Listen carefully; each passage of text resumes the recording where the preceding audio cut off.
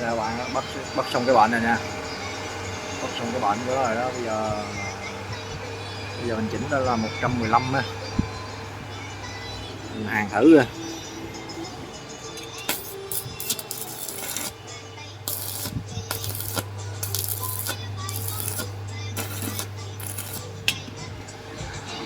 Chỉnh lên tầm khoảng 200 đi, 200 có nó ngấu không? Ngấu à.